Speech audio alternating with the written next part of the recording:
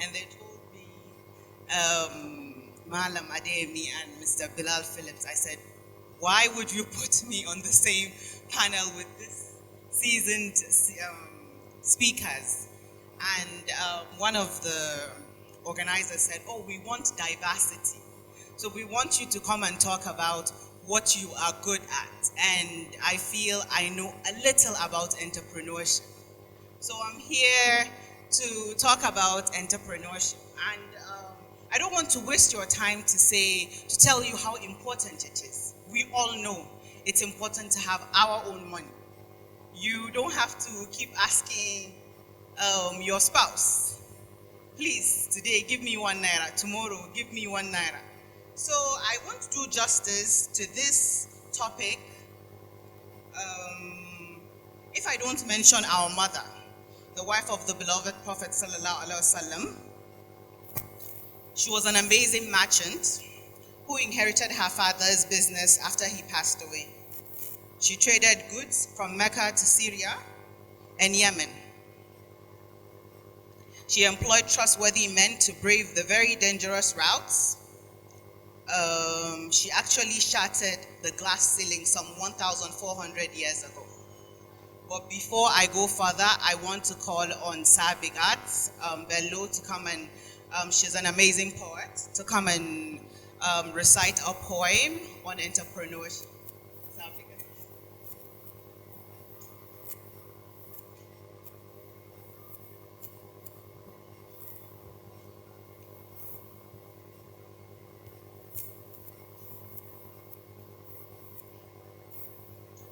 Assalamu alaikum wa rahmatullahi wa barakatuh. I am very honored to be here, and this is a little spoken word piece which I wrote in regards to what Auntie Aisha Falke is going to discuss, inshallah. She used to be in zone, neither to confinement.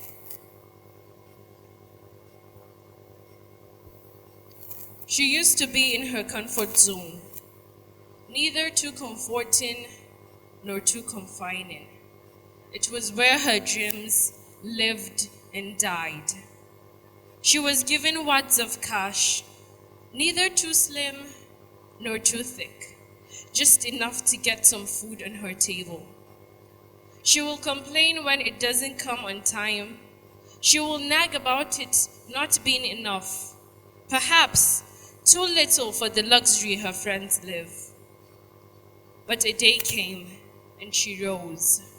She rose from the ashes, rebirthed. She rose out of her comfort zone, looked into the mirror and declared, I am a strong lady. I am a strong lady. I repeat that 3 times, I am a strong lady. And with those words, she held the conviction of becoming independent, determined to fight for whatever the luxurious life had to offer. She believed she could, so she did. So arise.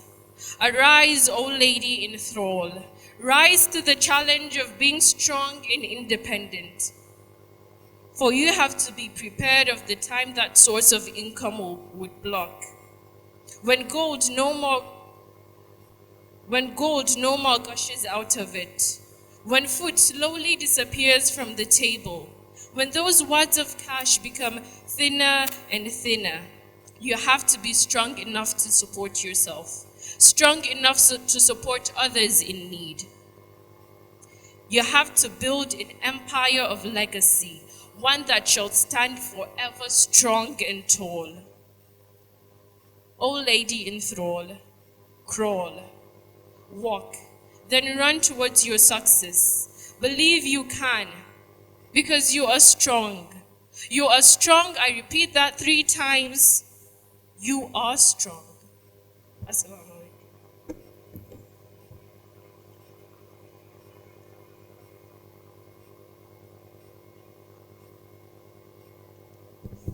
I'm always amazed at Sabiga because I met Sabiga yesterday. We had a hangout and she performed. And by 2 a.m. I was on my Instagram and I She just said salam. I said, Sabika, I have something today. Can you whip up something? And she wrote this within hours.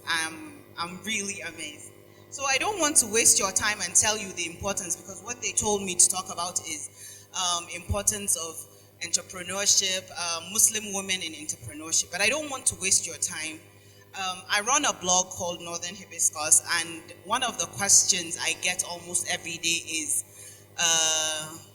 if you know my blog, you know I call myself Malama, like Malama Aji.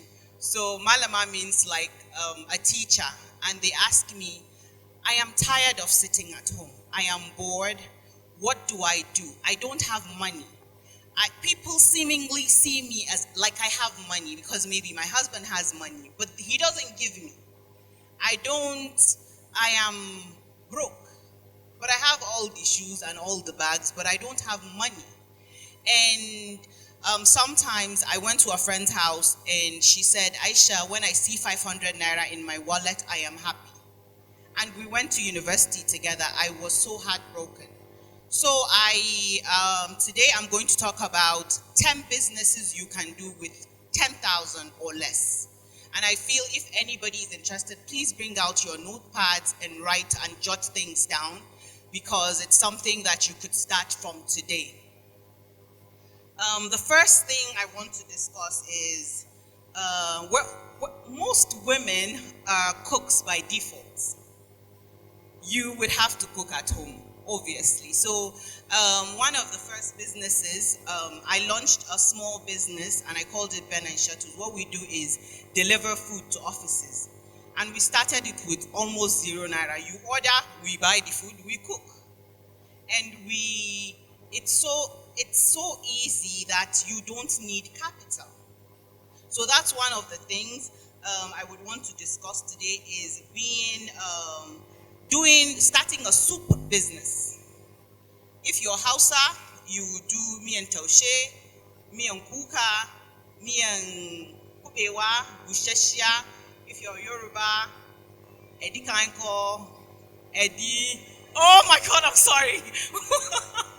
but well, if you're Calabar, if you're Yoruba, ewedu, egusi. Thank you. Begigirigi. I'm sorry, but then yes, you get what I mean. I feel you could do these soups and package them in small packs and sell it to bachelors or lazy housewives. They would put them in freezers, and when they're supposed to eat, they bring it out and defrost. And you've started a business. Or do them in big buckets and sell them. And all you need is good camera, take the pictures and post them online. And tell your friends, I do this soup. But make sure you're a good cook. Don't put too much salt. Don't put too much pepper. So this is one of the businesses I feel you can actually start from day one. And then another thing is, if you're really, really a good cook, you can be a private chef. So let's say, for example, I'm having visitors and I am going to be too busy. I could call you and you come and do other foods, and then I pay you per hour and you go. You have little money with you, and you don't have to ask for money. So I feel that's one of the things. You could do soup, you could do food delivery to offices. How we do our food delivery, we don't even have vehicle. What we do is, in Abuja, you have transport, bikes. It's like an Uber commercial. They call them Sharp Sharp.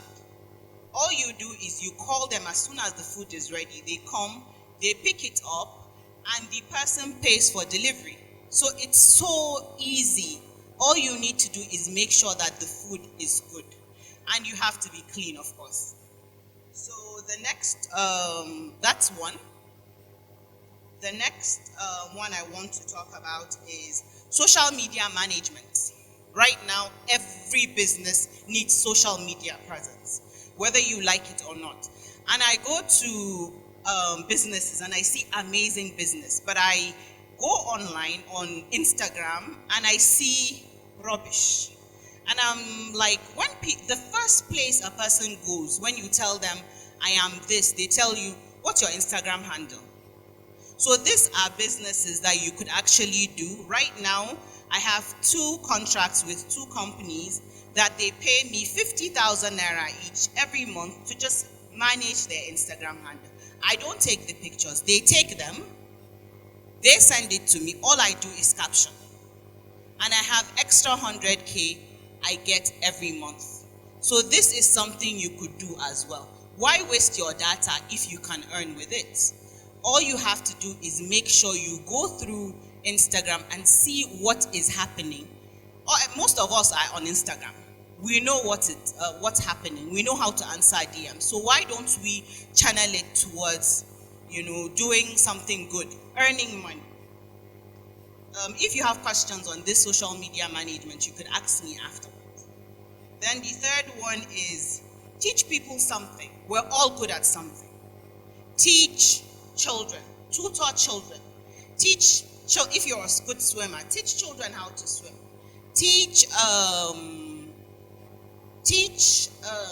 If you're, just wake up one day and say, oh, I want to put women together so that we can exercise together. Do something, teach something. You can teach how to cook.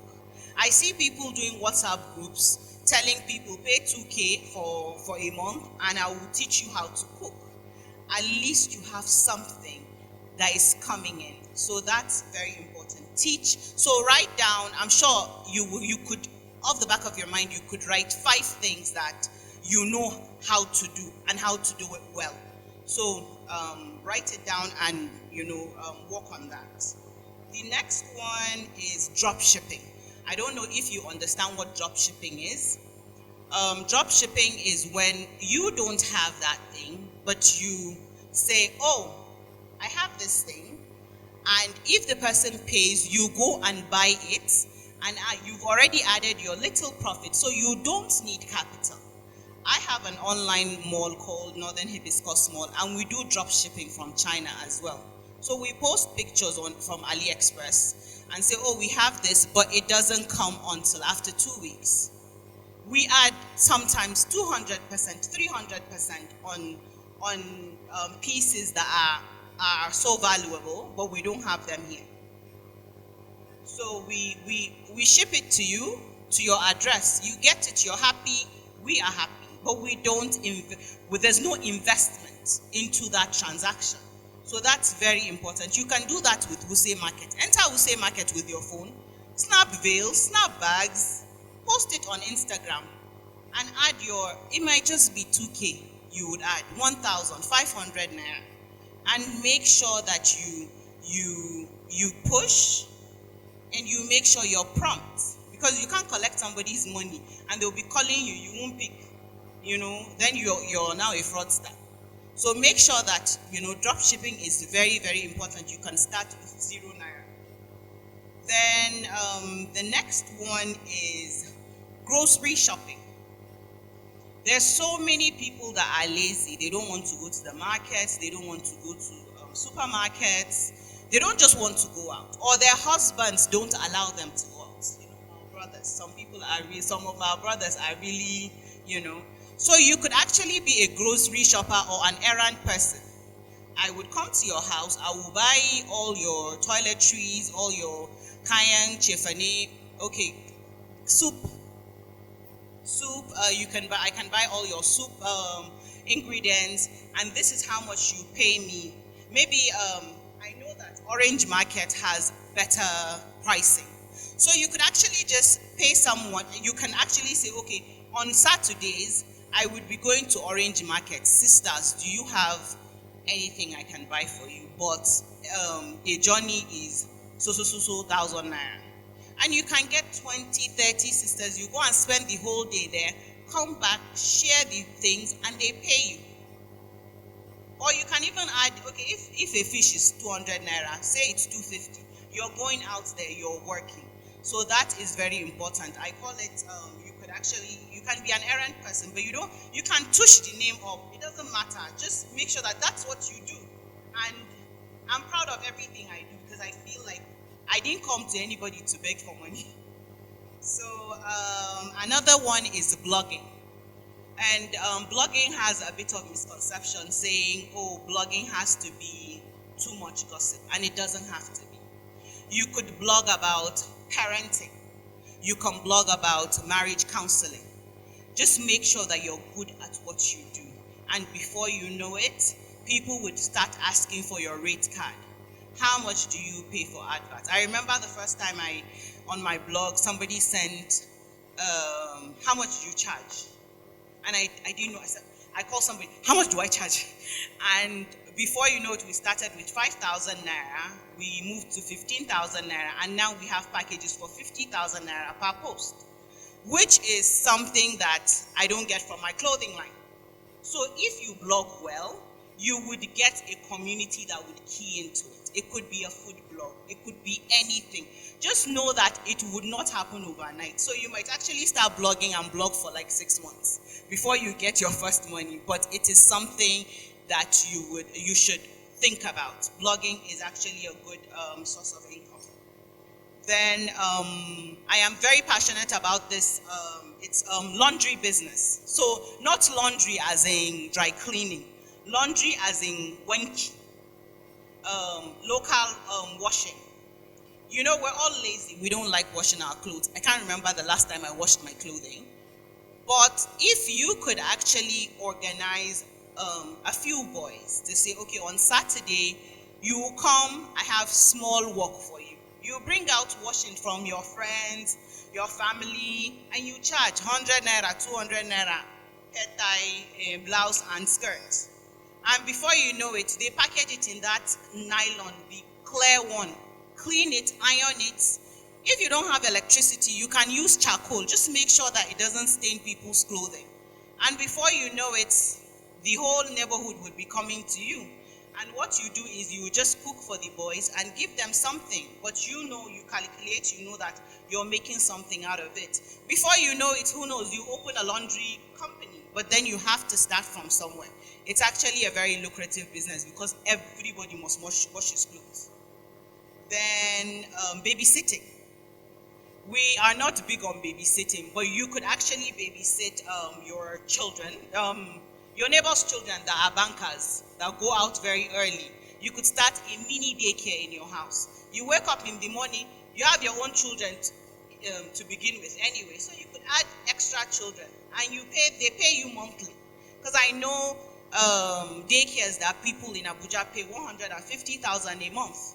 So why won't you start yours? You could start. I remember when I was 16 years, I grew up in a very big family, and my uncle was married to an American, and she said, oh, Aisha, you could look after my child, my baby, and I'll pay you. And automatically, I said, okay, because I was broke. But easily in a Hausa community, you're supposed to do it, and you're not supposed to be paid. But she paid me hourly. As soon as I held the baby, I backed her, I did everything, gave her milk, because I really wanted the baby to stay longer, so that I can earn more money. So it's very important for you to, babysitting is one of it. Then I spoke about, I think, exercise instructor, which is very, very important. Then the last but not the least is I am a fashion designer, so I know the good side and the bad side of fashion designing. But the bad side, the thing that every designer hates, is amendments. If you go to a tailor and you've taken back amendments, you know that they've not finished that amendment, for sure. So why don't you start an amendment company? Only you and one tailor. All you do is amendment. Everybody will come. And you can charge them 2K, 3K. They will do, you paste a tailor on 5 amendments a day, 10 amendments a day. Before you know it, people are happy. People will tell people, because it's a business that will sell itself. You have, in your wardrobe, you have dresses that you've not worn because it's too tight, or they've messed up the hand, or the armpit is too tight. So that's a business you could venture into. I could talk on and on about small businesses that you can start with 10K or less. But if there's any question you have or any idea you want us to talk about, you could easily send me a DM or meet me afterwards and we could discuss.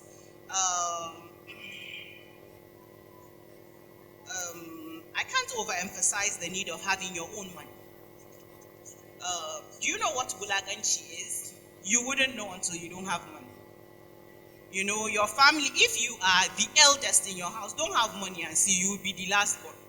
They won't listen to you.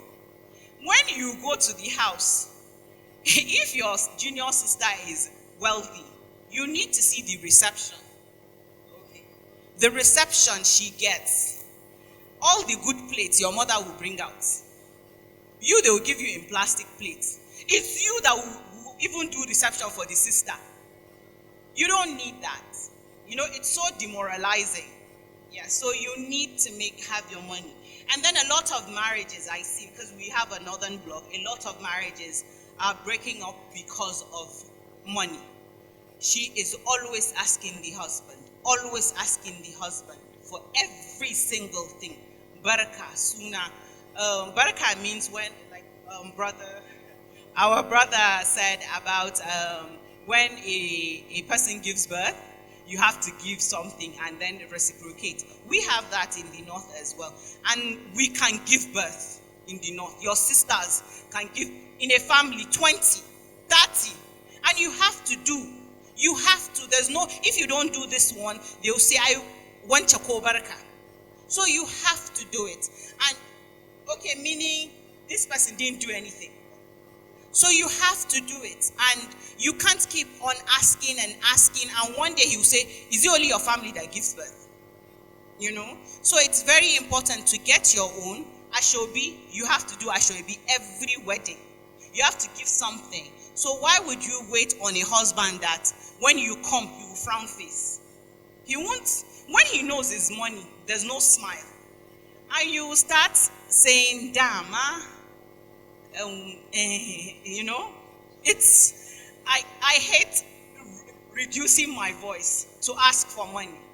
You know, and I feel like when I became an entrepreneur, I could easily ask my husband for money and he would give me, because when I say, oh, I want to borrow 1 million naira or 2 million, he will write a check and I'll write a check back because he knows.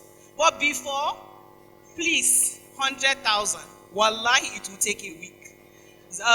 I'll send it. So it's very important for you to have what, you know, it's very, very important. You have to make your money, you have to do something. And Hausa, it might be little. And Hausa, there's a saying in Hausa that says, it might be very minute, but it is better than none.